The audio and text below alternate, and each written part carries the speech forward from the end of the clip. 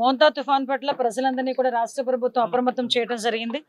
అందరి కలెక్టర్స్ కి అదే విధంగా ఎస్పీస్ కి ఇన్స్ట్రక్షన్స్ కూడా ఇవ్వడం జరిగింది. ఈ టైంకి ఎన్డీఆర్ఎఫ్ టీంలు ఎస్డీఆర్ఎఫ్ టీమ్స్ కూడా ఓవరాల్ గా అన్ని ప్లేసెస్ కి కూడా చేరుకోవడం కూడా జరిగింది. ఎన్డీఆర్ఎఫ్ టీమ్స్ ఉన్న 13 టీంలతో పాటు ఇంకొక 3 టీంలు ఎక్స్ట్రా కూడా ఈ రోజు రాష్ట్ర ప్రభుత్వానికి ఇక్కడికి రావడం జరిగింది.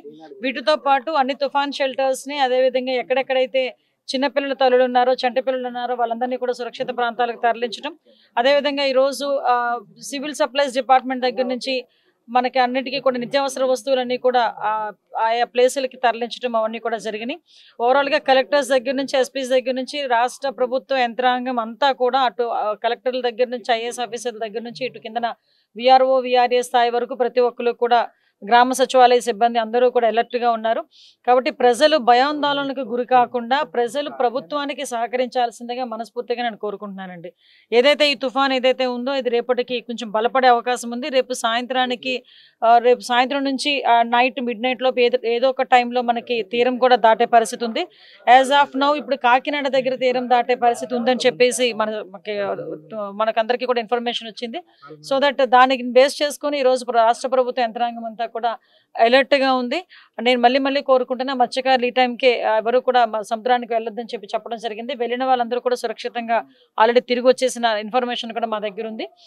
సో అదే కాకుండా సముద్ర తీరానికి దగ్గరగా ఉన్న విలేజెస్ ని స్పెషల్ గా ఫోకస్ చేసుకోవడం, అదేవిధంగా ఎఫెక్ట్ ఎక్కువగా ఉన్న మండలాలను కూడా స్పెషల్ గా ఫోకస్ చేసుకుని ఆల్రెడీ ఇప్పటికే జిల్లాలకి స్పెషల్ ఆఫీసర్స్ ని నోడల్ ఆఫీసర్స్ ని కూడా ఐఏఎస్ ఆఫీసర్లు ఎక్స్ట్రాగా వేయడం కూడా జరిగింది.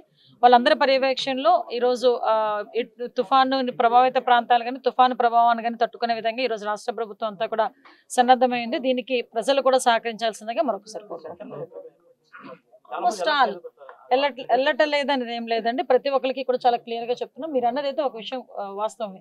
ఎందుకంటే చాలా మంది ఏంటంటే మా హౌసెస్ మేము వదిలి వెళ్ళము, మా బోట్లు మేము వదిలి వెళ్ళము, మా వలలు మేము వదిలి వెళ్ళమని చాలా మంది చాలా ముందుగా కూర్చుంటారు. బట్ వాళ్ళని కూడా మోటివేట్ చేసి ఈరోజు గౌరవ ముఖ్యమంత్రి గారు ఒక వినూత్నంగా ఒక విషయం కూడా అందరికీ కూడా తెలియజెప్పేదానికి ఇందాక ఆర్టీజీఎస్ లో కూర్చొని పర్టికులర్ గా దీని మీద మానిటర్ చేశారు. ప్రతి ఒక్క గ్రామంలోని కూడా అఫీషియల్స్ అందరూ కూడా గ్రామాల్లో ఒక అవేర్నెస్ క్రియేట్ చేస్తున్నారు. ఇది ప్రభావం ఇలా ఉంటుంది, దీనికి మనం ప్రికాషన్స్ ఇలా తీసుకుంటున్నాం, దీనికి ప్రజల దగ్గర నుంచి సహకారం అవసరం అని చెప్పి ఆల్రెడీ మీటింగ్స్ కూడా స్టార్ట్ చేశారు. అట్ ద సేమ్ టైం ఈ రోజుకి కూడా మనం అబ్జర్వ్ చేసుకుంటే గౌరవ్ లోకేష్ గారు కూడా ఆర్టీజీఎస్ లోనే ఇప్పటి నుంచి కూడా కూర్చొని 24/7 మానిటరింగ్ చేసుకునే పరిస్థితి కూడా కనిపిస్తా ఉంది. సో దానికి కూడా మిమ్మల్ని కూడా మీతో సైతం ప్రతి ఒక్కరిని కూడా ప్రజల ప్యానిక్ కాకుండా ప్రజల్ని అలర్ట్ చేసే విధానంలో మీరందరూ కూడా సహకరించాల్సిందిగా కోరుకుంటున్నాను.